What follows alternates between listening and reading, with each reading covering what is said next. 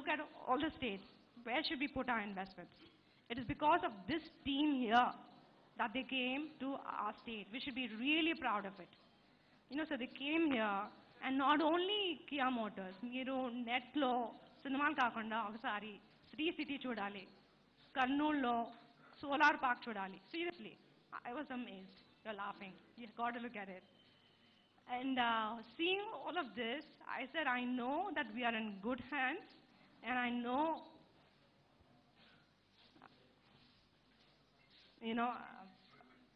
Minister Garu, he is someone that I'm truly inspired by.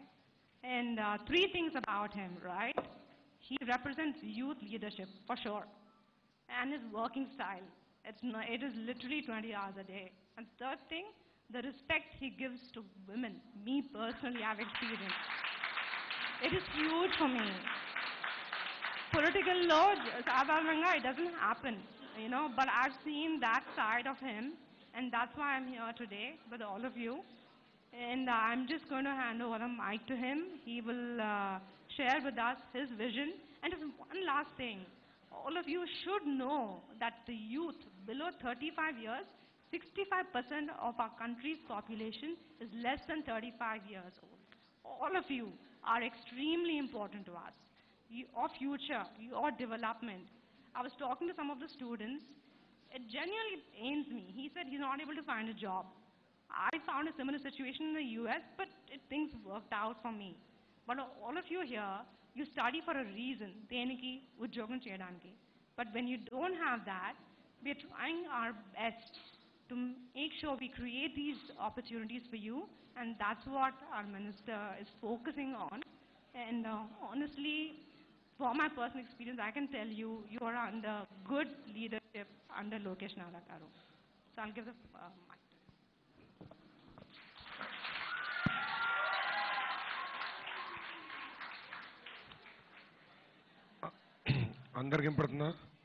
I seem to have got the better mic. My apologies for being late. I'm a politician, so I think it's part of my job title. It's been a very hot day also, so trying to catch up on time. So as Sri has done a great job introducing me, who I am, and I'm sure all of you must be following. A little bit to add to my background, I did my bachelor's in the US. I studied in Carnegie Mellon. Then I worked in the World Bank for 2 years, actually focusing on e-governance for Africa. Then went back to Stanford for my MBA. Came back, joined the family business, 5 years. Then Brahmani graduated from Stanford, so she kicked me out. And then I actually ended up joining politics full time. And I was part of Mr. Naidu's re-election team. 2014, thank God he won. And I was part of that team that actually got him re-elected. So that's a little bit of my background. As all of you know, in the last 2 years, I've been part of the government as the Panchayat Raj, Rural Development, IT and Electronics Minister. So it was an amazing journey for me personally. I got to learn a lot, actually see our Chief Minister close and not sleep much in the last 2 years. All of you know, 2014, as Sri just pointed out, was very painful. It's a bifurcation that majority of the people of Andhra Pradesh did not want. The reason was very simple. All of us invested in Hyderabad for 64 years. That was our joint capital. We all worked hard together with Telanganites and other people from across the country, built Hyderabad brick by brick. We've invested huge money. All the government of India businesses were in Hyderabad. All the private sector businesses, IT, name it, pharma were all, and we got them to Hyderabad. And suddenly in 2014, we were at a crossroad. For me, what pained me the most was not the way it was bifurcated. Not the bifurcation, but the way it was bifurcated. If you have to bifurcate a state, I think there is a process and there is a methodology. How many of you remember the way they actually turned off cameras in Lok Sabha? How many of you remember this? For me, that day defined me. That day I actually spoke to our leader. I questioned saying, why should Andhra Pradesh be part of India? If we, the majority of the people, are getting treated like that. We live in a democracy and this is not the way we get treated. But then, of course, Mr. Naidu being Mr. Naidu said, great, you have a lot of anger, use this positively. It felt weird. How do you use anger positively? He said, channelize your energy. And he took two examples, and I think they're very powerful examples. When South Korea got, split from Malaysia, the front page Singapore got split from Malaysia. In the front page of Singapore Straits Times, there's an article, and the article said, "Will Singapore survive?" It's a very powerful article. But today, if you actually look at it, GDP of Singapore is just about 20 or 30 billion dollars less than Malaysia. And Singapore has nothing. I mean, does not have any natural resources. They literally buy their water, drinking water from Malaysia. See, that's one great example. The other example is the Korean Peninsula. Look at North Korea and South Korea. When the Korean Peninsula got split, South Korea took a completely different trajectory. And so did North Korea. And look where South Korea today is. You know, all the major electronic brands come from South Korea. All the great car companies come from South Korea. And North Korea is now synonym to famine. You know, all the worst, the lowest quality of living. So why am I sharing this with you? You know, I strongly believe that leadership makes a difference. You know, in Singapore, you've seen one man, Lee Kuan Yew, made all the difference in Singapore. He completely transformed Singapore from ground up. Today, what we see happening in Andhra Pradesh is the same. You know, in 2014, we didn't know where our capital city was going to be. You know, none of us knew where our capital city was going to be. You know, it was so bad. The Chief Minister of Andhra Pradesh did not have a chair to sit. You know, the buildings that they gave us in Telangana, in the secretariat, were all rundown buildings, broken chairs, Andhra files thrown everywhere. And the computers, you know, you remember those old Dabba computers? They were stacked 8 feet high. I'm not kidding. Next time I should share the photos with you. You know, we started our journey from there. But look, in the last 5 years, we've come a long way. You know, we have something to be proud of. We actually have Amravati going. And how many of you have actually seen Amravati? Yeah, it was quite a few more hands than I thought it would be. It is amazing the pace at which construction is happening. You know, we got the world-class people to come, collaborate with local entrepreneurs, local engineers, local architects, because we need knowledge transfer. We need to bring cutting-edge technology to Amravati. But what we've done different this time, as a state, is we've gone from being a centralized developed state to decentralized developed state. You know, all of you just close your eyes and look at this. Just imagine, you know, Kia Motors, Apollo Tires, Asian Paints, Isuzu, Mondelez, Ashok Leyland. All of this minimum in one city, and look at the kind of impact it would have. But what has now happened is that we've decentralized this. So we are bringing in IT and pharma investments to Visakhapatnam. You know, the East Godavari is going through a very amazing transformation because of the petrochemical corridor that we're building there. West Godavari is doing exceptionally well in terms of fisheries. And then if you look at Srikakulam and Vijayanagaram, you know, because of Bogapuram Airport, the entire region is going to get transformed. So each district we have chosen. So Krishna Guntur is going to be predominantly growth around the capital city. So we are working very close to bringing IT companies, services companies, companies that create new level intellectual property. And apart from that, you know, if you go south, Prakasam, you know, Prakasam today has received the largest FDI investment in Indian history. Asian Papers, largest FDI investment. Nellore, I don't know how many of you from here are from Nellore. Nellore is predominantly, a manufacturing district. The kind of companies, Gamesha, a lot of energy companies have actually come into Nellore. Tirupati is again, Chittoor is going through a transformation. All the phones that you guys use, how many of you use Xiaomi? Xiaomi phones? No? Me, MI. All the MI phones are now manufactured in Andhra Pradesh. All the MI phones. And they're all happening in Chittoor district. How many of you knew that? If you look at even LCD TVs, in India, 10% of LCD TVs are coming out of Chittoor district. Then think about Anantapur. Anyone from Anantapur? Oh, that's surprising. Anantapur, predominantly is associated with dry, no water, dust. But Anantapur got India's second largest FDI investment, Kia Motors. Second largest.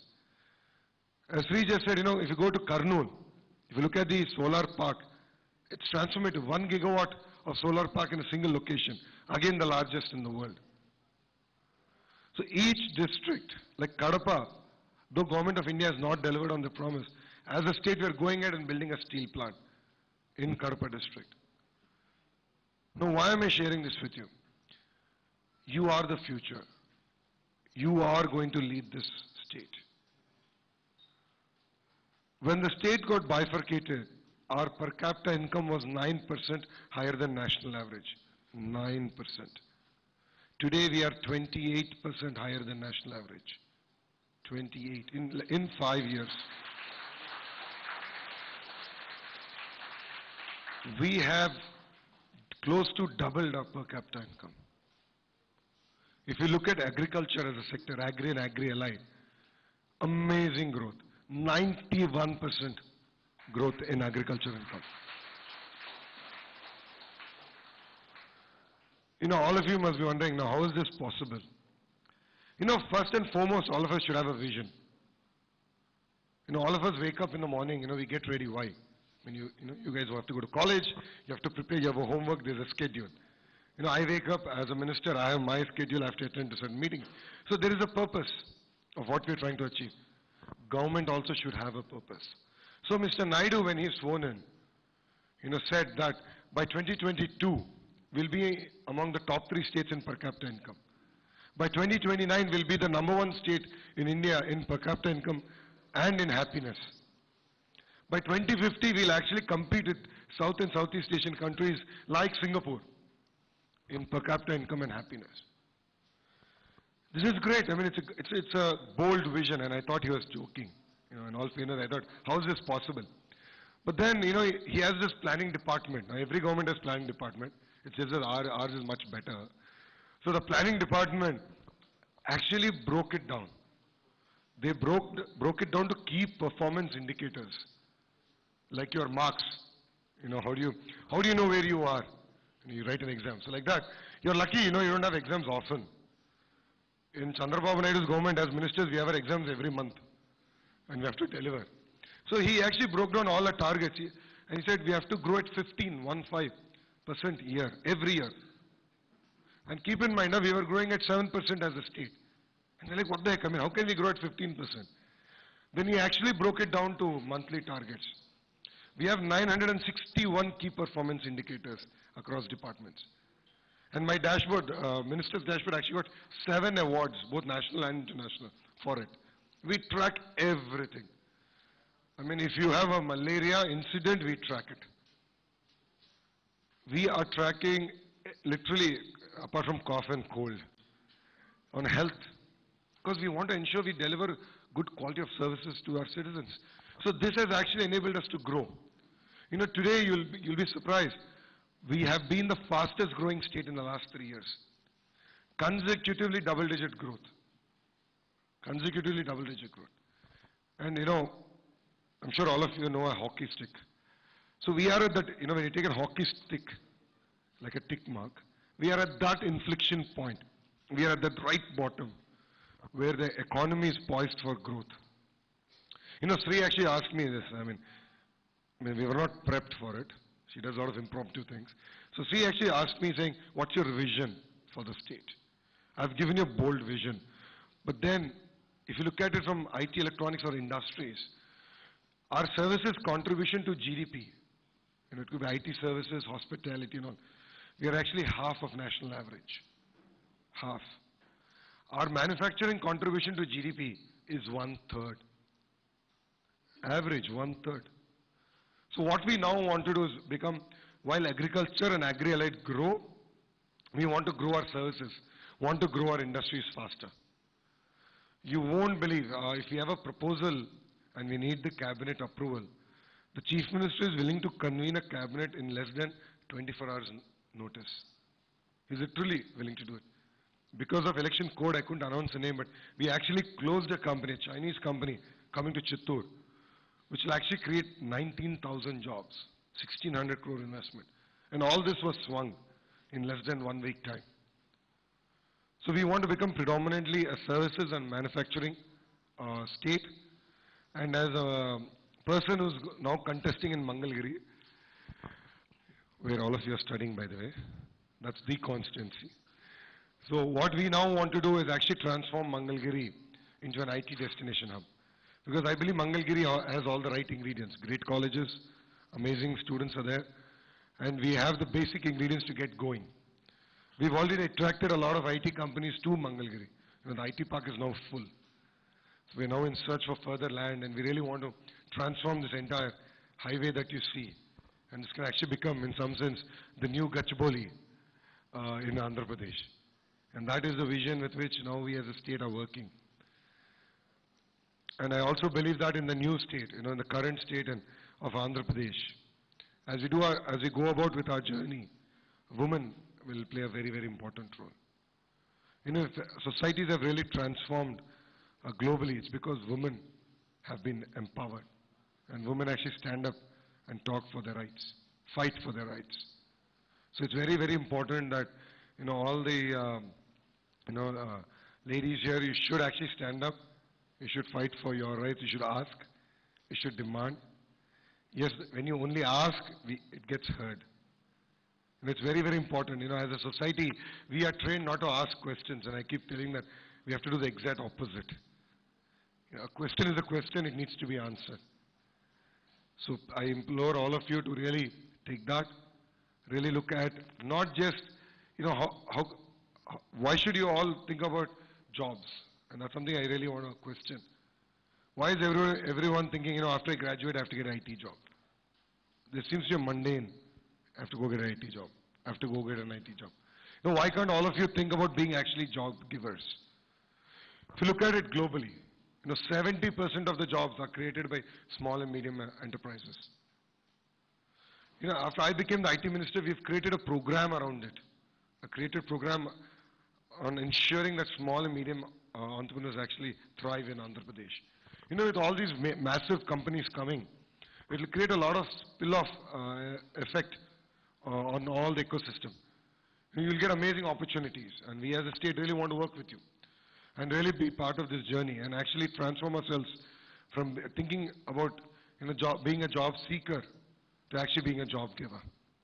So this is what we've achieved. This is what we want to achieve. And I don't want this to be just a monologue where I keep talking. I want the session to be a lot more interactive.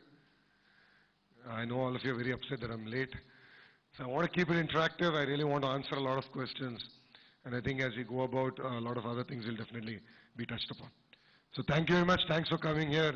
And thanks for hearing me out. Jai Hind.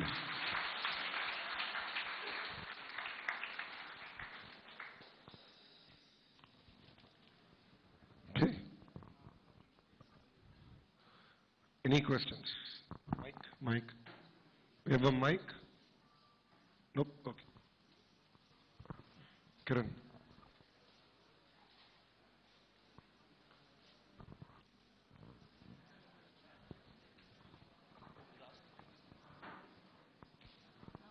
You guys all got to ask a question.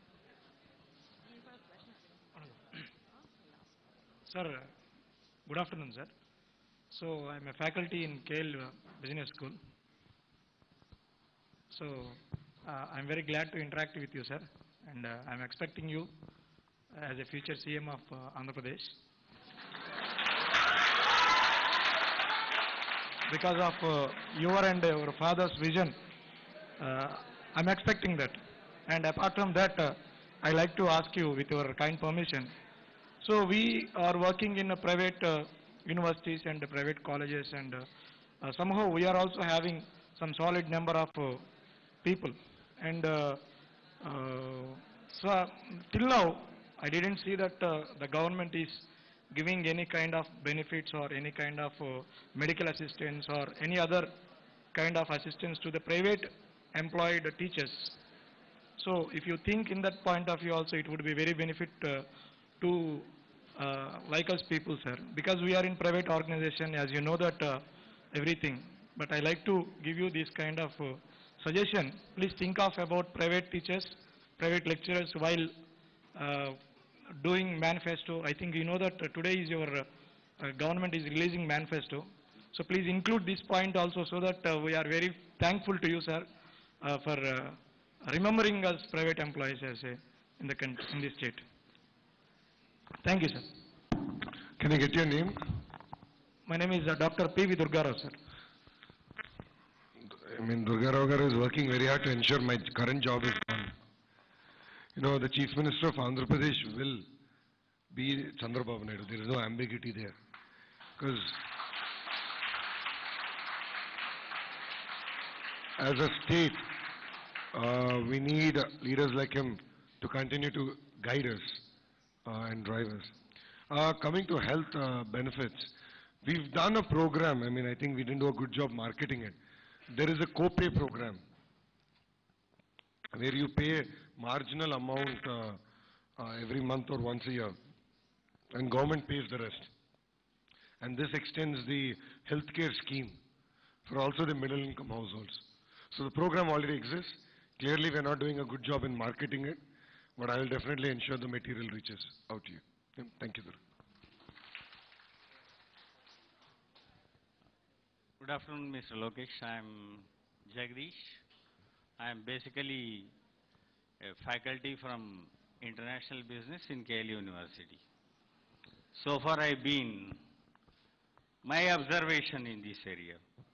So far you have been highlighted technology, industry, software, infrastructure, everything fine. But there was a legacy in Guntur. As far as Guntur is concerned, chili, tobacco and cotton. Even in my book so many times I've been highlighted, chili is only dominating and cotton and tobacco is being slightly fed up and it may be disappear. Do you think it is a good sign? So my view is that, you know, we should not produce what we want. I think we should produce what the consumers want. Now if you look at it, right, when NTR Garu actually started the food scheme, people in Rayalaseema were having ragi. So then we moved to rice. And now you see trend back to ragi. So but if I say, you know, I want to be the rice bowl of India, it will collapse. Because today income levels are changing, food habits are changing. So if you look at it, in my view, in fact, spice consumption is coming down. If you look at it, it's a very interesting thing that consumption is coming down. People are getting more and more health conscious. If you see, fruits is changing. So I don't think we can still stick to our old ways of saying I'll only do agriculture, but I need to diversify. So I need to do horticulture, floriculture. So if you look at it, agriculture income, growth. Any guesses? The highest growth, which district? No. Anantapur. Anantapur, because they're underwater. And what they did was they moved completely to horticulture and they used drip. Massive growth. See, problem in Krishna, Guntur, East West, you know, we have a lot of water. So then we take water for granted. Then we start growing commodities. So if you look at it, I don't believe we should grow old school commodities anymore because prices are not in our control. If you look at chili, tobacco, cotton, prices are never in our control. But colored capsicum is. Cucumber has been better. Flowers has been good. Coffee has also done well in certain areas. So I think as a state, what I believe is that we should look at what the market wants and then based on that grow. You know, there is a certain legacy. I understand that, you know, there is an emotional attachment to chili. But then my question would be is that, you know, should we grow what we think is right or should we grow what the market wants? So I would think that we should grow what the market demands. Because I was interacting with last year I was in United Nations conference. Every year regularly I have been interacting. This was my key factor which I was being highlighted there. They were been asking me why you are been neglecting. No, I don't believe we have. Because even today, Guntur is the number one producer of chili in the world and is the highest. Absolutely, no questions. So No, we have to take further height. This is what my. well, I agree and I disagree. I think there's a gap here. I think yes, we have to see. Problem in chilies is what is the value addition I can do in chili?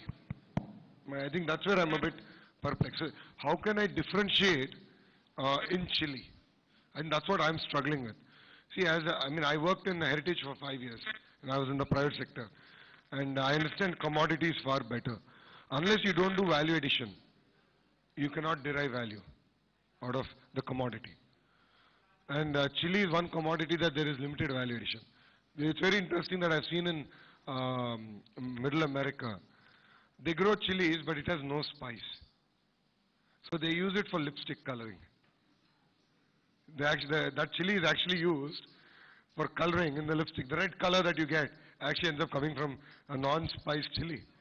So I think that's where we need to move up, because otherwise if I stick at the same chili that we use for our cooking, chili consumption is going differently. And we have to move from commodities that can create more value. And only then more value will flow to the farmer. Otherwise we'll be in the same place. Prices will fluctuate. State governments will have to bail out farmers periodically. And I don't think that is a sustainable model. That's my view.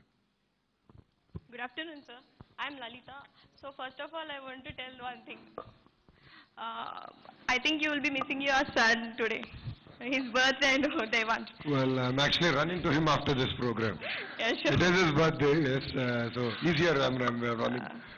So my question is, although we have immense potential towards our growth and you are attracting the investors, so what, in your point of view, what do you think, like what is attracting our investors to the investors? Like its leadership or the taxes or the workforce, and what, in your opinion, what do you think it's like? No, I think twofold, right? One, they look at talent. See, if all of you are not there, then there is no reason for them to come here. Talent, talent, talent. It's the most important thing. It's the raw material for a majority of the industries. And then apart from that, they look at government. They look at stability in government. They look at right leadership. Companies like Kia and all actually have agreements in place. Government signed that they will not bribe anyone, nor will we solicit any bribe. So they want clean, clear governance. So if you look at Singapore, right, we work very closely with Singapore government, because there's a lot to learn from them, and they've done quite well. That's one of the trademark. So they don't work with corrupt politicians. They're very clear. So it's very important to have the right mix. So as a chief minister, Mr. Naidu has been pushing very hard on increasing the talent pool, looking at skilling you guys up, and really focused on that. Whilst we actually end up going chasing all the companies and bring them here. Sir, another thing is, so what are the, you are thinking about, since I'm sorry, I thought to ask Take one your time, question. don't worry. So you are playing a both role like a minister and the IT minister. So what are the challenges you are facing, and how are you convincing the people who are non-technical? It's like both are different portfolios. So how are you done? Very good question. So someone asked me this question at World Economic Forum in Davos. So I said, I think I'm lucky that I'm lucky that as a minister, I'm having to handle India and Bharat. That's where I believe technology can actually be used for rural development. And I'll give you good examples of this. We've just started this project, then elections came. We have started flying drones in all the villages. And then we are using image processing to define the quality of road, percentage of cement road, percentage of greenery, sanitation and hygiene. And then we are creating a workflow wherein we can then deliver. So I've done this, I have an understanding baseline. Then I have an action plan every month. That's one example. The other example is quality of drinking water. That's something that I am struggling with. I kept questioning, saying, how can I guarantee drinking water? That water that comes out of your tap, how can I guarantee it? We searched, we looked around, and we came across this one company that does, with 4 sensors, can identify 62 parameters of drinking water. Heavy metals, everything. So that's where technology can actually be used in rural development. And that has actually helped us do it. We're able to pinpoint development. We've done amazing dashboarding. And I've done this dashboarding, it's very interesting. All the 13 collectors get rated on the dashboard. And we just rate them on how many gold stars, how many uh, gold, silver, bronze, and we just give them stars. And then there is a competition among collectors to start performing. So I call this democratizing data. Of course, all of you must be hearing all this halla gulla about data. So my whole point is there's nothing as private. It should be democratized. Anything identifying you as an individual should be private, I agree. But then otherwise, we should democratize data. Two things will happen with that. One, a lot of youngsters like you can start working on the data and start defining outcomes, which is one fantastic thing. Once you democratize data, a lot of corruption disappears. Once data is freely available, corruption disappears, accountability actually ends up coming into the system. And that's been our quest in the last 4.5 years. Ladies first. Good afternoon, sir. I am Aishwarya. What are the measures you are taking for sustainable development in Amaravati, like without any depletion of natural resources and ecosystem? Oh, very good question. Actually, let me just expand it a little bit. We are actually committed to the sustainable development goals, even in rural development. See, because majority of Andhra Pradesh actually lives in rural Andhra. So we've done multiple workshops, and we're looking at how can we break these down and really work on that. Solid waste management, liquid waste management, big problem. I mean, in rural Andhra Pradesh, it's a serious issue. So we really need to work on that. Coming to even in rural, one project that we've launched, but then it got slowed because of elections, and post-elections we'll do it, is even the agriculture pump sets. All the farmers have agriculture pump sets. Government gives free power. This roughly costs the government 8,000 crores a year. So our chief minister came out with this brilliant idea and said, let us put solar to every pump set. Change the pump set and put solar. It will cost roughly about 65 to 70,000 crores to do this project. But then you do an annuity. You find a bank to fund, you find entrepreneurs and say you do annuity. But the beauty of that is, solar when not used, the pump when not used, can actually pump this energy back to the grid. And then the farmer will get paid at about 2.5 or 3 rupees a unit. I thought that was a phenomenal model.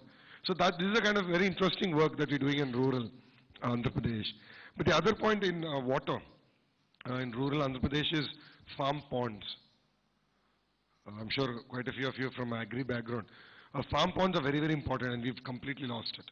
We have forgotten it, and I'm hoping by end of March, 1 million farm ponds will be dug in Andhra Pradesh. 1 million. That's how you retain water. Water that is running, you make it walk, and water that's walking, you make it go down into recycling groundwater. In Amravati particularly, Amravati is a green zone. Amravati has been the current Amravati has been predominant agriculture. So we are very conscious of that. So Mr. Naidu has taken a stand that 60% of Amravati should be blue and green. Blue is all the canals. So we have amazing canals within Amravati. So we are now mapping all of them, we are linking. So from anywhere to anywhere in Amravati, you can actually go in a small boat. So the green zone, and it's of course more efficient. Then the blue zone, and the green zone of course is the parks, and the building codes, the standards. All of you have seen ACs, right? And AC, what we do is we have an internal unit, we have an external unit. But there's something now called district cooling. How many of you have heard of this? Because even I didn't, up until December when I was in Singapore. So Singapore did this pilot, and they're doing it quite well. They've taken a precinct and they've put centralized cooling. And like how you get water, power, you'll get air conditioning. And all you do is keep a small unit inside. This is reducing energy cost by 60%. 60%. So this is where we're really committed on delivering on those goals. And then we're using a technology that's actually at the forefront in delivering those. Thank you.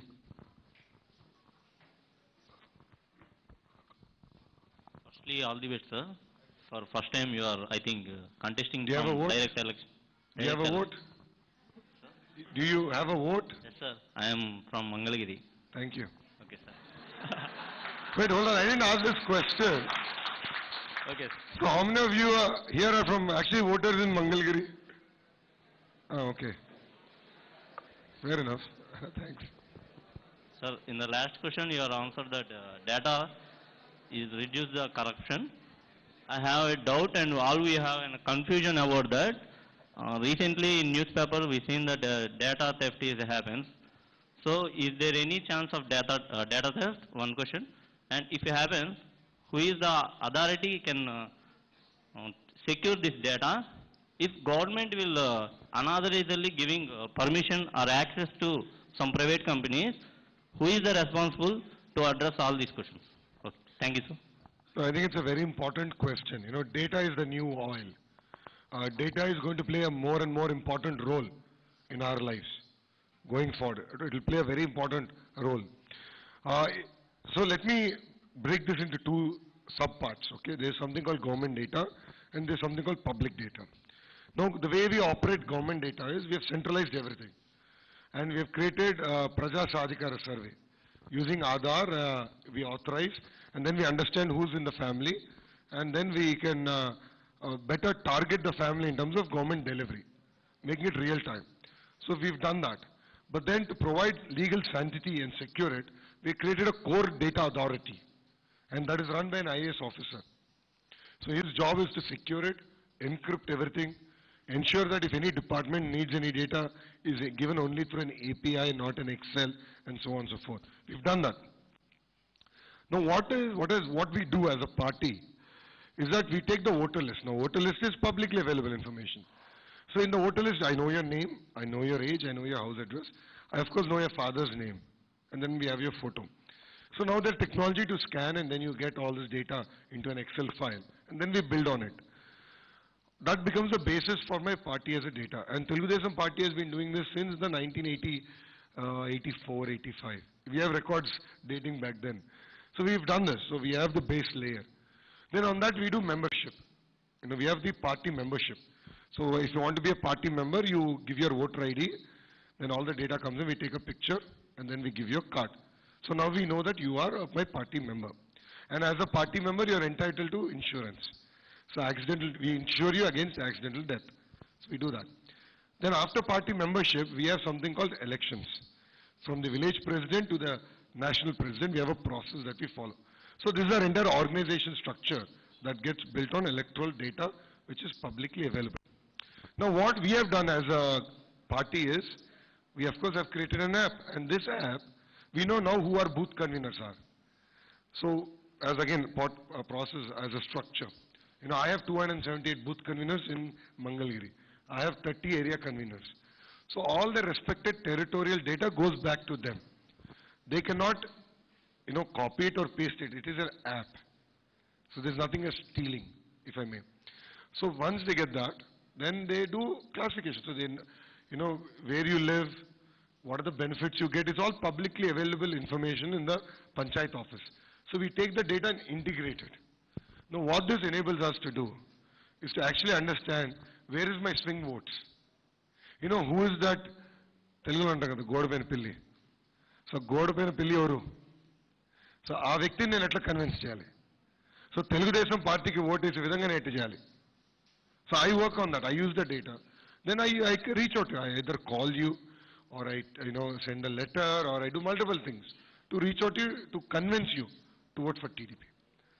Now, have you seen any illegality in this entire process? There is no illegality. So my question here is, what is the role of Telangana government in this? There is no Telangana data, number one. If I do have Telangana data, then Telangana government should be worried about their own security systems. Right? So I don't have Telangana data. Yeah, allegations, I think we live in a society where allegations are made. And unfortunately, the person on whom the allegation is made is forced to clean it. I rather now flip it and then question, what is the illegality in this? I don't have any power in adding a vote or deleting a vote. It is decided by Election Commission of India. No, security exists. So that's the other interesting thing. I secure all my party data. It's completely secure. Even Telangana government will have no access to it. We have completely secured our information. So we know what we do. And being an IT minister, I think that's the least I should do. We have completely secured. But what I want all of you to understand is there's no illegality of what we are doing. Because see, as a political party, we have never broken the law. Historically, we've been around for 35 years. We've never broken the law. We stick by it, we work on it, and there is no need to when all the data is public level. Thanks. Good afternoon, sir. Here, vote for me. Good afternoon, sir. This is Sneha Priya from MBA. My questions to you is, what are the major regarding to the women entrepreneurship? How government will be support to the women for being the entrepreneurship? I think a very, very good question. What we've now done is we are earmarking parks which are only women-led and for women entrepreneurs. So as a state government, we're creating all the required infrastructure. I actually had a meeting with them just before we hit the campaign trail. The whole idea is that's where you'll feel comfortable. They can nurture your aspirations, guide you, and of course drive. And as a state, we have incentives specific for women entrepreneurs. And then when we have to actually disperse our incentives, women entrepreneurs get the first priority. So that's where we want to nurture your aspirations, create a conducive environment where you can actually work and deliver. Thank you. Mike Mundal Kande. We'll come back to you after this. Thanks.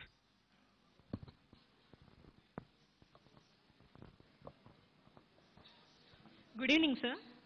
If it comes to choose between agriculture development and IT development, what would you prefer first? If there are equal chances to choose between the two. See, my point is you cannot choose between the two. It's not a, either or. Both actually go together. The point here is that if you look at agri, right, you have to move up the value chain, and that's, I think, very important. You can't say, my forefather grew paddy, I'll continue to grow paddy. When the world is not actually eating rice, rice consumption is actually coming down. So we need to move to newer form like millets. We need to move to quinoa. That's where I think we can actually work and improve incomes at farm level. So I don't believe that you either choose IT or agriculture. It doesn't work. Both go hand in hand because we still need to feed ourselves. And majority of India's population and more so Andhra's population is farmers. So we are very focused. We are focused on delivery. But then, of course, using technology for it is very interesting. So we are working with Bill and Melinda Gates Foundation. This is Bill Gates Foundation on soil testing and using drones. So you can actually now use technology to improve output. There is a company called Plantix. You should Google. It's on Play Store. It's a free app. And when you go back to the village, actually try it. So if you take a picture of your leaf of the plant, it'll give you all the, whether the plant is healthy, any pest, any potential pest, is there any water, shock because of lack of water to the plant. That's where we're using technology in a very big way. So I believe that IT has its role to play in Andhra Pradesh, and so will agriculture and agri allied. So I don't look at agri as agriculture. I look at it as horticulture, floriculture, and if you look at fisheries, animal husbandry, I believe that you need to diversify. Thank you. Good evening, sir. This is Shamili, and my question is, what change you want in men and women in Andhra Pradesh? One change. That's a tough question.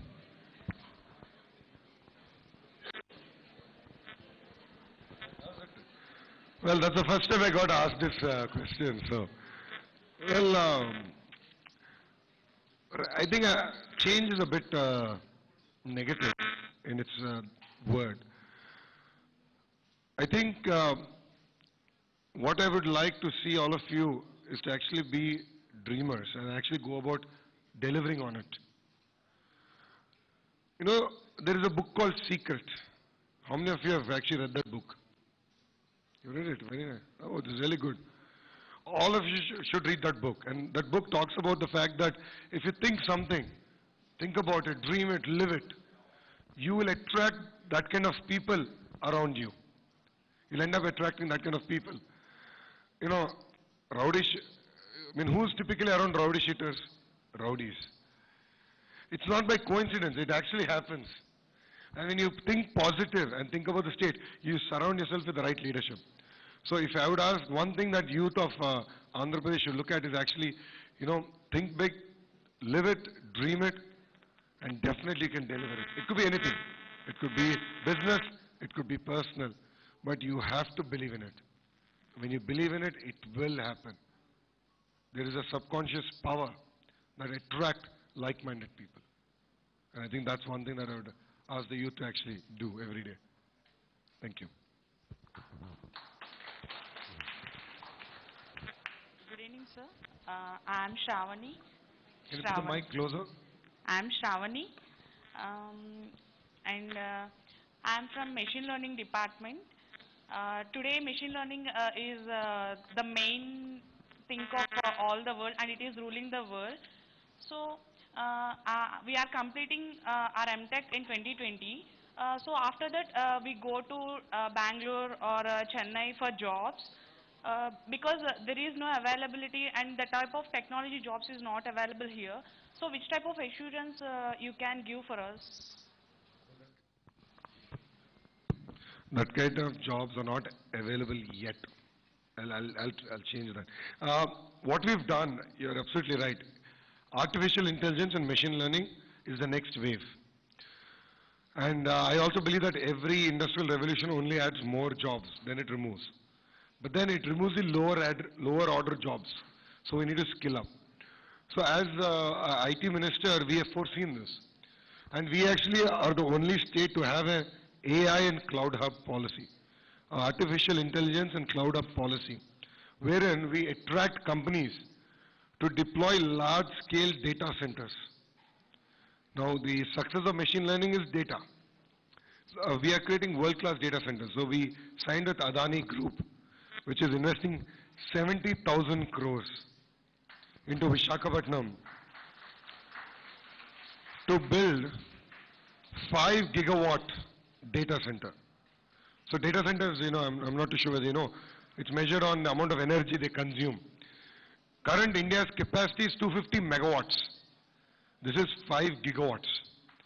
So we believe that this will really kickstart the entire ecosystem around artificial intelligence and machine learning. And I guarantee you that by the time you graduate, which is exactly a year away, that this will be up and running and there will be new order jobs in Visakhapatnam in this particular area. Thank you.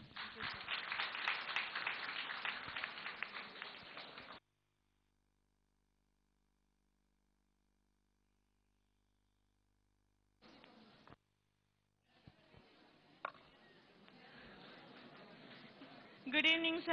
I am Tiruptamma from BVIT. I would like to ask you that what are the qualities which inspires you more from Chandrababu Naidu garu and NTR garu?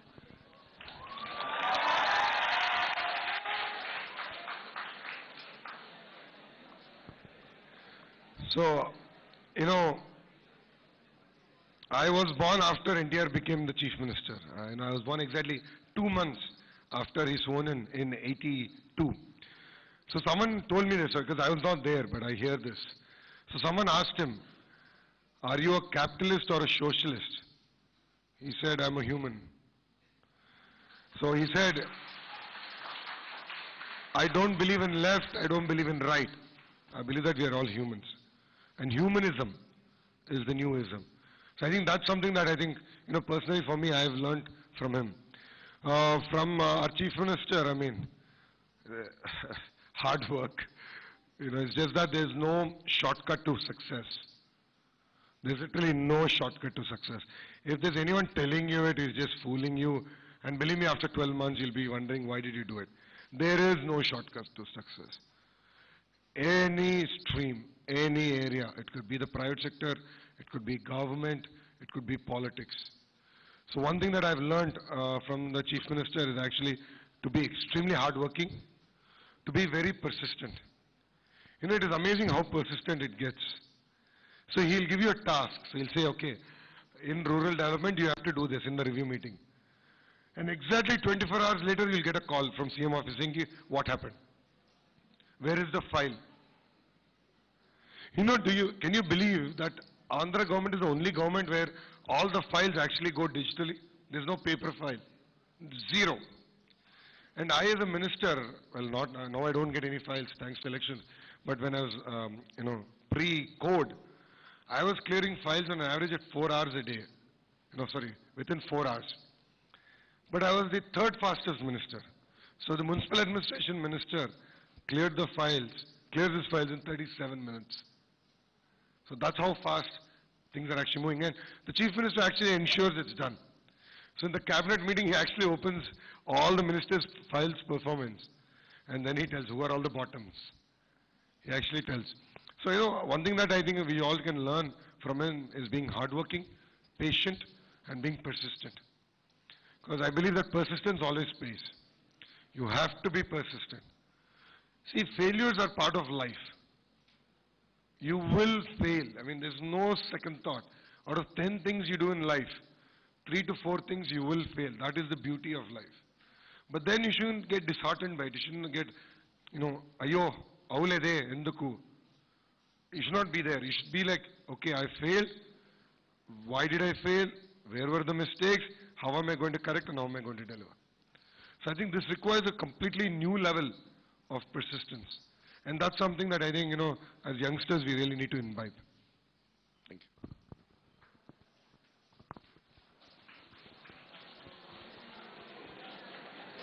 Hi sir, this is Rahul. Rahul, you seem to be quite popular here. You got the mic, everyone's like... I am not popular sir, my name is popular.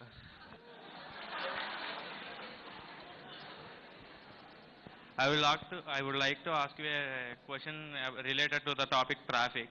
As I am a Traffic, yeah. As I am a student, I will daily travel to my college on my bike. In the recent years, I have observed that traffic is becoming a main problem. Before years, government have used signals, but recent years they are using traffic police for signaling and controlling the traffic. I would like to use technology in the traffic, and you can control the traffic and very more useful, and you can you can decrease the manual work, and that's my suggestion. I would like to know how you can solve the suggestion by using technology. We are using technology in various situations and various problems, but why we can solve traffic problem? Thank you, sir. I think that's a very, very important topic that you've raised. Because as Amravati is taking shape, huge traffic, everyone is trying to get, then evening everyone tries to move out. And clearly our roads are not built for it. If you look at all our Karkat roads, they're clearly not built for a city like Amravati that's coming up. So with this, one, of course, we need to modernize our infrastructure, and we will do that. But then there was a project that actually started with Google, but then because of elections, we couldn't take it forward. But post-elections, we wanted to. So Google can actually tell you where the bottlenecks are. They can actually tell you where the bottlenecks happen. So they have the data. So I want to work with them and actually understand where is that gap. And then once I know there is a bottleneck, it could be that our 4-lane is becoming 2-lane, or it's because of their potholes, or there is some commercial establishment, a very popular commercial establishment that is creating that bottleneck. So this is where I think we can become more proactive as a government in solving it. Two, if you've noticed, government is putting up quite a few cameras. I'm not too sure whether you've seen. A lot of cameras are coming up. I think we, in first phase, installing, if I'm right, about 45 or 50,000 cameras across the state. And these are all in the major traffic spots. And then we want to use image processing to pull up. As you rightly said, we see a lot more traffic policemen, which is actually not required. What we need is smart policing and adaptive street lights. Street lights can be adaptive. Your stop lights can be adaptive. So you need more of adaptive technology that needs to come in. And we're now using, again, machine learning. I'm searching, machine learning to actually do this. So once you do image processing, you use machine learning to deliver on these algorithms. So we just started on that. The police department tends to be a more tougher department to reform, but I'm sure we can actually do it and deliver. We are actually sitting right opposite to the Andhra Pradesh police headquarters. We're a little right opposite. So they have a separate building. I don't know whether you've seen it on the left. It's called the Tech Tower. It's amazing the kind of technology they have. So we are now actually, CM has been pushing hard for even police to use latest technology. Thank you. Good evening, sir. This is Steve from the Naikula College. Yeah. I was raised in Mangalagiri since 19 years. From my childhood, I've seen Mangalagiri, but now Mangalagiri is far changed from my childhood. And what in Mangalagiri attracted you to install these IT hubs and stuff? And what are the development we're going to face as citizens of Mangalagiri? So actually, just to add to your question, someone asked me why Mangalagiri. I think that's a very interesting question. So, for me personally, I need to travel across the state. So I thought having a constituency relatively closer can enable me nurture the constituency better. So when I looked around, and Mangalagiri is the only assembly constituency that Telugu Desam party did not win after 85. So TDP won in 83 and 85. And since 89, because of coalition or whatever, we kept losing Mangalagiri. And we lost Mangalagiri because of 12 votes, 1-2. So for all of you who have a vote here and are thinking not to vote, please don't do that. It's very, very important. I think Mangalagiri is a great example. Can you believe that we lost this seat by 12 votes? 1-12. Imagine if I changed 7 votes, we would have won the damn seat. How many families do I need to convince? 2. 2 families. So every vote is important. I keep getting asked this question, how is my vote important? You will anyway win. I keep telling them, if everyone thinks like that, I will lose. Everyone should come out. And all of you here, irrespective to where you are, irrespective to who you vote, you should exercise your franchise. That is the best way to express yourselves. And you should take pride in it. And once you vote, take a selfie, put it on Facebook. Tweet about it. And if your friends don't vote, name and shame them. Name and shame them. That's very, very important. And coming to your question about Mangalagiri and why IT and why Mangalagiri. See, Mangalagiri is a very interesting, from a geographic location. It's completely, it's very long as a constituency. It has 2 municipalities. So if you have to get into Amravati, you need to literally go through Mangalagiri. And Mangalagiri has the advantage of highway. So that's where when we actually looked at the first IT zone in Amravati, when land pooling was still happening, we found that Mangalagiri was perfect. So we had about 100 or 120 acres, which is quite less. But we started there. And that's where Mangalagiri got transformed. Coming to what I would do to Mangalagiri, I think that's a very, very good question. There has been a lot of burning issues. Mangalagiri municipality has been a very old town. You see, the roads are quite cramped. So we need to really modernize. Now, modernize, I don't mean break everything. Not possible, it won't happen. But you can modernize infrastructure. You can modernize drainage, you can modernize drinking water. Solid waste management is a great area. So we need to do all that. And we need to create strong local ecosystems. Handlooms is very big in Mangalagiri. So in handlooms, I believe that we need to create a brand. See, brands are very powerful. If you look at why does Apple charge a premium on their products, it's branding. It's unbelievable. Xiaomi, Mi is now getting into pens, refrigerators, TVs. It's all about branding and pricing. So similarly, I'll give you an example about branding. How many of you have heard of Araku coffee? Oh, good.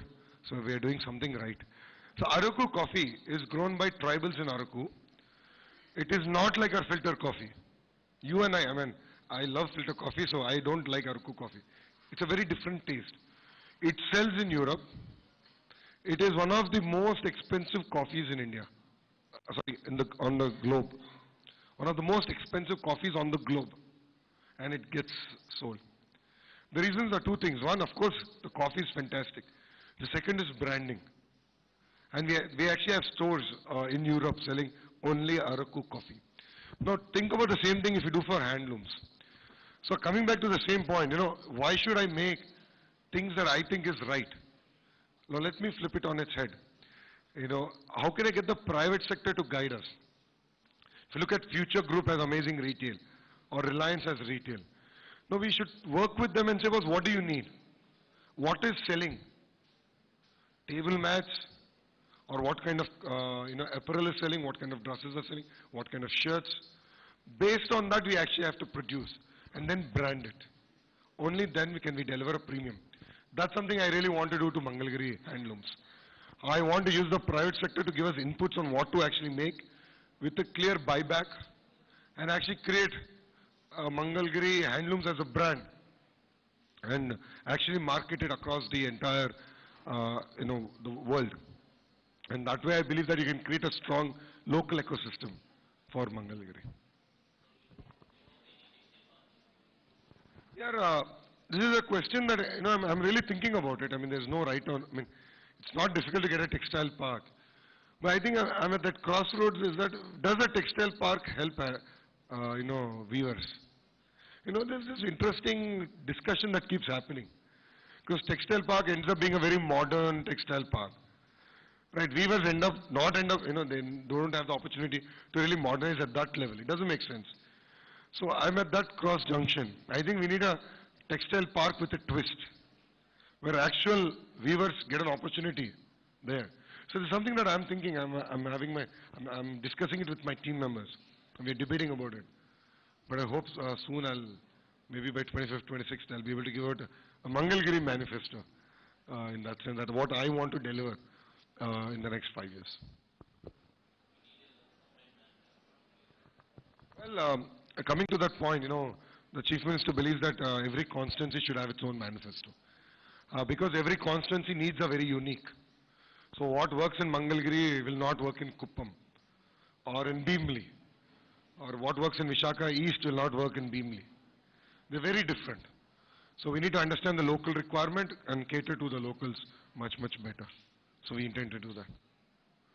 So I got a cue that we are running out of time, so any last questions, I'll be more than happy to take it.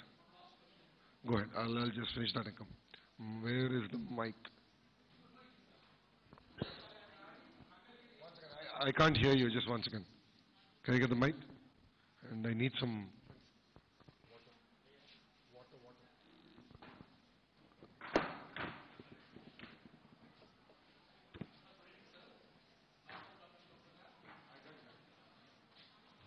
Sir, good evening. Myself, Dr. Shivaprasad. I am from KL Business School. Sir, I have a small doubt. It is actually raising because of last 5 years, here there is a lots of development is going on. We are supposed to accept it. But, so one become a green field converted as a concrete jungle. But how you are balancing this food system? No, I think, urbanization will happen. I also believe that if we can create a strong rural economy, if we create strong rural economy, then villages will thrive. Saying that Amravati will transform, there's no second thoughts about it. And yes, you will see a lot of buildings. But I think it's all about how do you manage this growth. It's about how do you make sure that enough of green zones are there, enough of water zones are there. How do you ensure all the canals are maintained and not destroyed?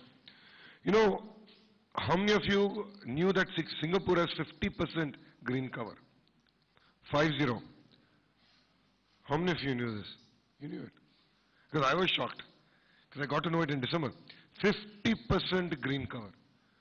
Yes, Singapore has amazing trees and all that. We see pictures. But they consciously work on it. And do you know the coverage of green cover in Andhra? 28%. 28% is our green cover. While we think our green cover is high, it is actually not the case. We have ignored our entire ecosystem. So now as a state, we are actually now focused on increasing green cover. So a school is a great example, right? If you take a Mandal Parishad school, they have 20 acres. In one corner will be the buildings. The rest of it is dry land. No one bothers about it. So we are now using a technology called Miyawaki. It's actually a Japanese process of plantation. It's about soil preparation, where you can grow urban forests. So what would take 100 years, you can actually do in 10 years. So it's all about soil preparation. So that's where we need to balance the system. And as a state, we're focused on green cover. You know, we are the only state to actually have a goal to get to 50% green cover. No state has that goal. And we're actually on that direction. So we're very focused about it. And we'll continue to be focused on it. But I also believe urbanization will happen, no second thoughts. But while urbanization is happening, we need to balance it. So I was asked this question. You know, we've laid 24,000 kilometers of cement roads in Andhra. 24,000. So you rarely come across that level of dust as we did in the past. But then it has its negative, you know. For people who are used to dusty roads, once you come to cement roads, you have knee pains.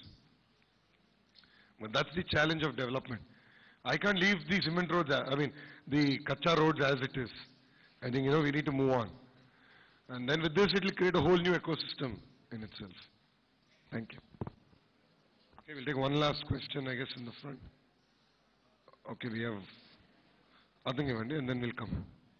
Enkalamma. We'll come back to you. Last question.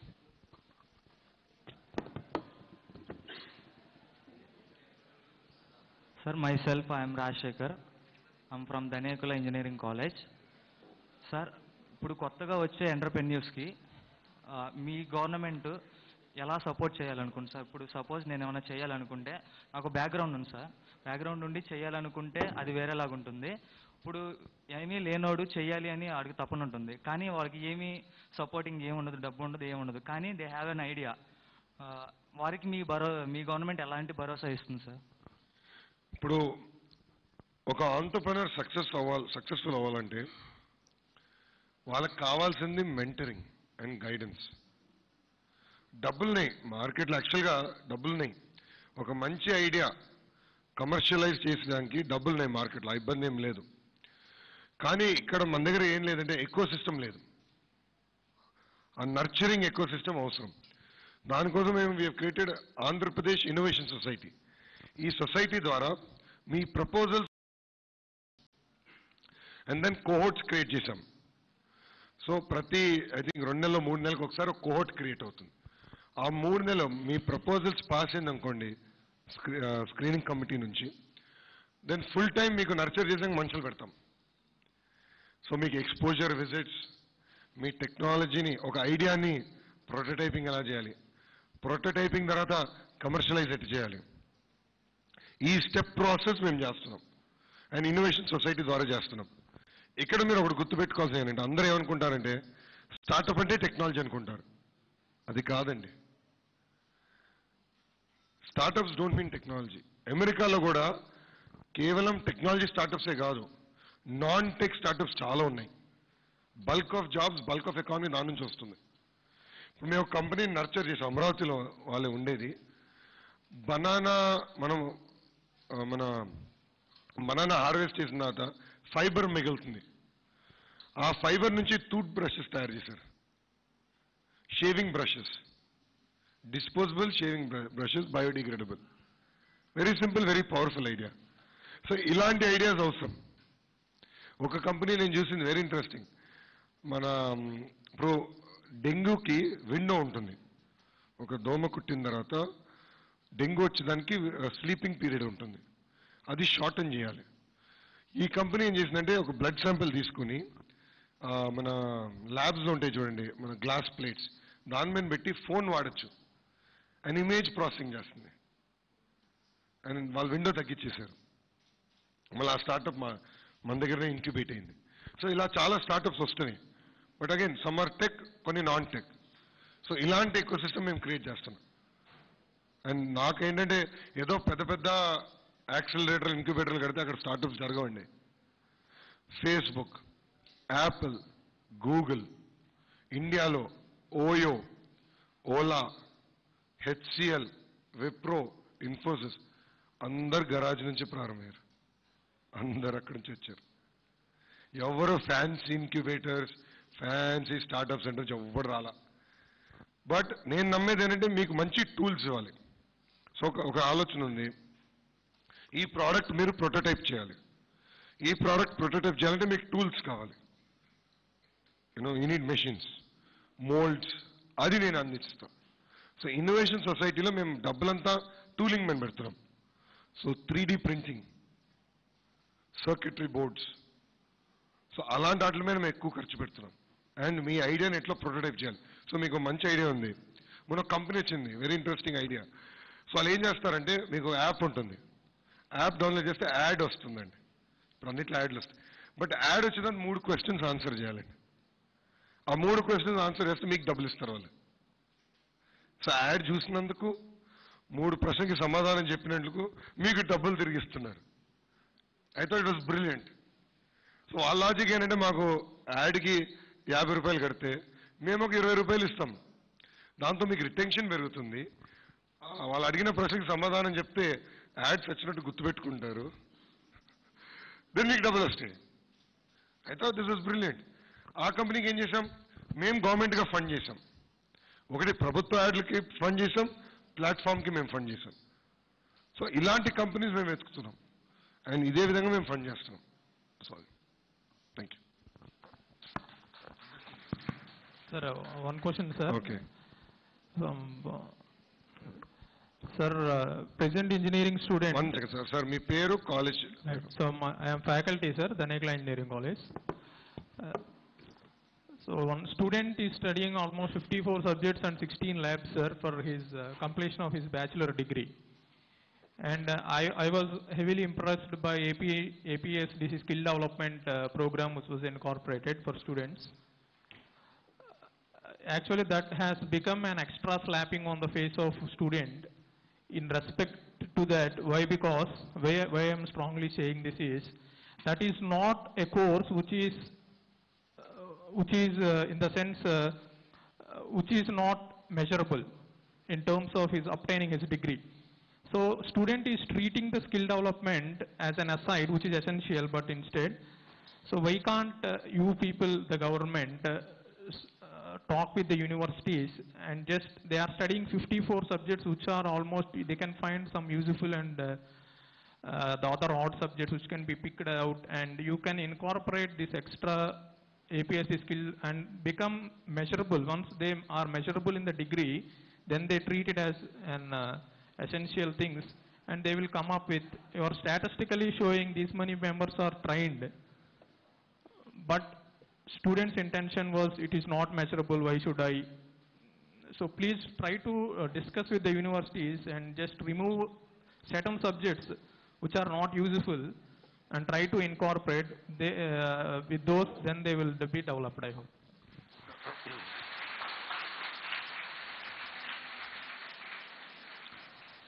It's a very important and powerful suggestion. The biggest gap that I see today in our ecosystem is soft skills. Huge gap. Even when we launched the Mukhyamantri Yonestam, which is the unemployment sort of a benefit scheme for the unemployed youth, this scheme, it was not just about giving money. What we wanted to take is take this entire database, get all the students then to come and do basic training. Basic training like, how do you even attend an interview? How do you dress for an interview? What are the questions that get asked for an interview? How do you write a resume? You'll be surprised, there's a huge gap. Huge gap. So actually that's something that we are even contemplating, that education reforms are important. I believe that curriculum also needs to get refreshed every 10 years. Even at Stanford MBA, our curriculum got refreshed. So I was the last batch of the old curriculum. And then they completely transformed the curriculum based on market requirements. And I think that's very, very important and necessary for the students here in Andhra Pradesh. And rest assured, we actually want to do that. So we actually now want to transform the curriculum. And we will do it in the next term. Thank you.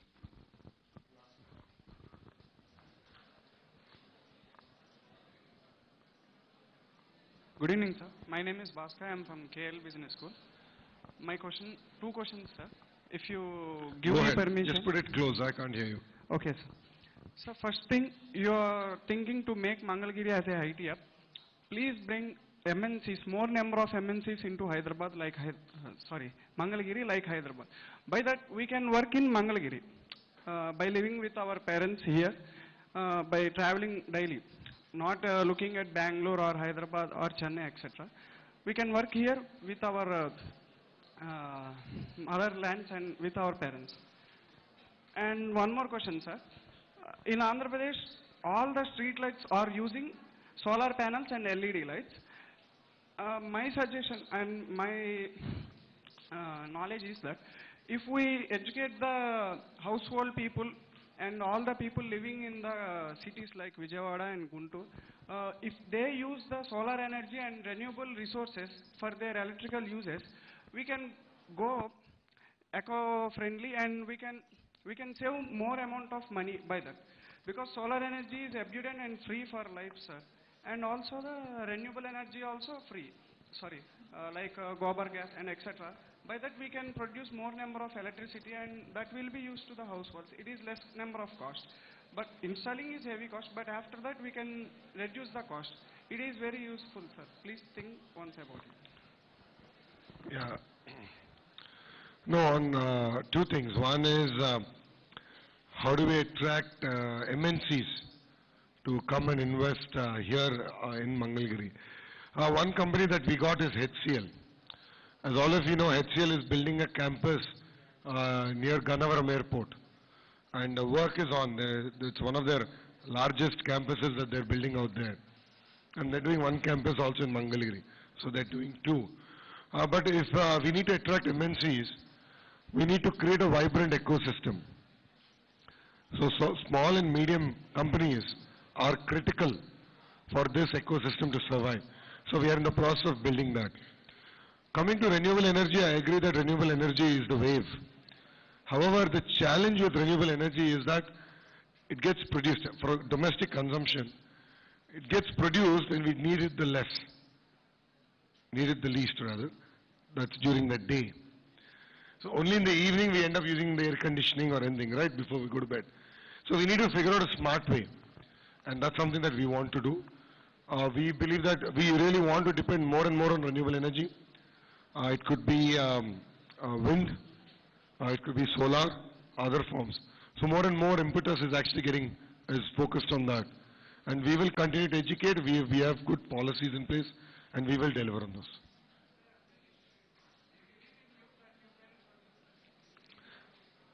Well, give us 5 more years and we'll show it. Thank you.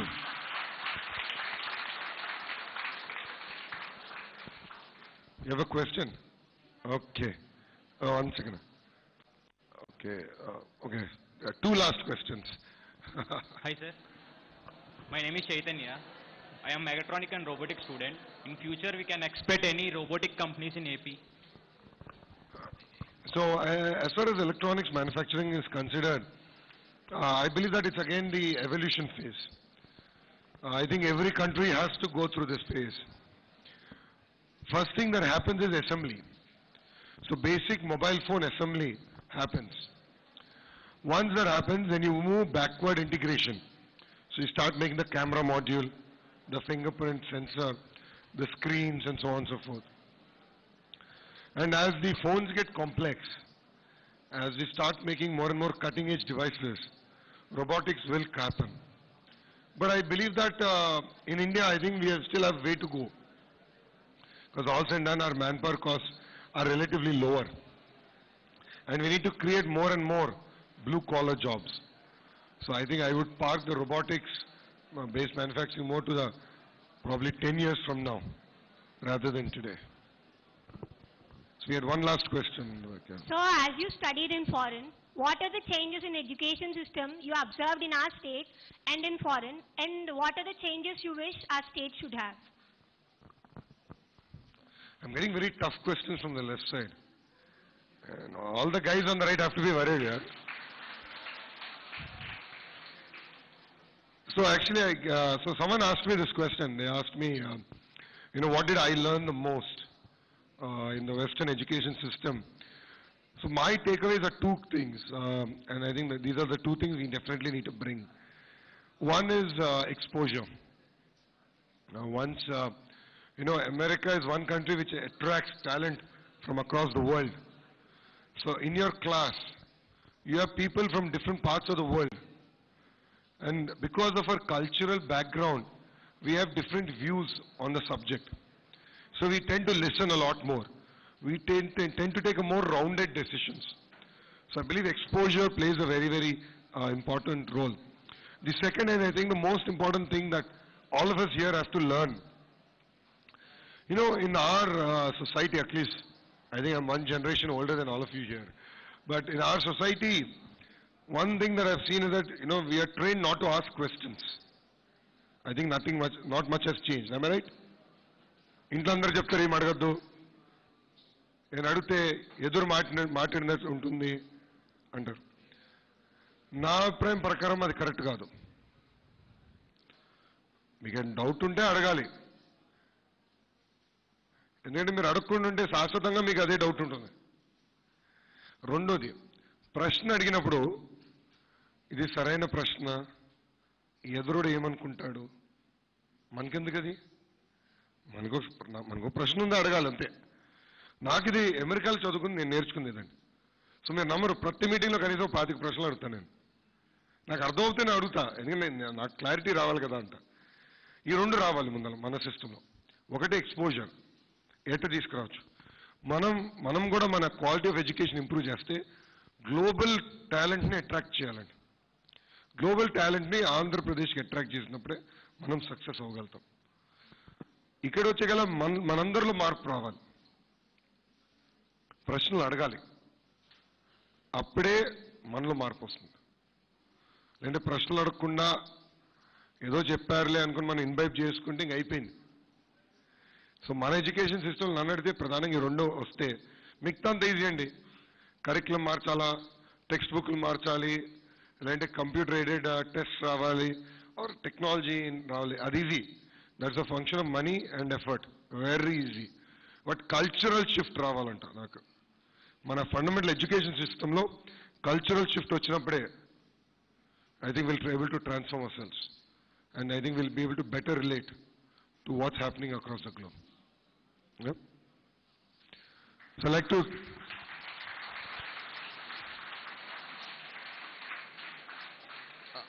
I will organize one more session if required, but I really need to go because it's my son's birthday, and I haven't seen him all day. I haven't even wished him till now. So he'll be mightily upset if I don't go, and he's a 4-year-old boy, so quite naughty. So you'll have to excuse me. It was an amazing session. I learned a lot more. I've gained a lot from these sessions. And it's clear that as a government we need to do more and more of these sessions so that I think one, we can learn from what the youngsters are thinking. I think it gives us a lot of direction as a government. Two, I think you'll also understand what government is doing and where opportunities are. Because once you come out of college, you exactly know where to focus. And while in college, and if you're looking at startup, even while in college, you know where to reach out to. So I'd like to thank all of you. Thanks for coming, and again, my sincere apologies for being late today. Rest assured, next time I will be on dot and on time. Thank you.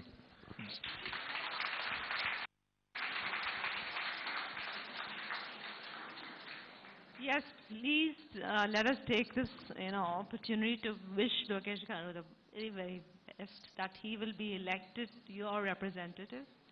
He is very, very, very qualified, and we're so privileged to have him as your, Mangalagiri constituency leader. So please let's wish him, and I'm just standing up to wish him good luck. Good luck, Lokesh, and really wish you all the best. Please give him a round of applause.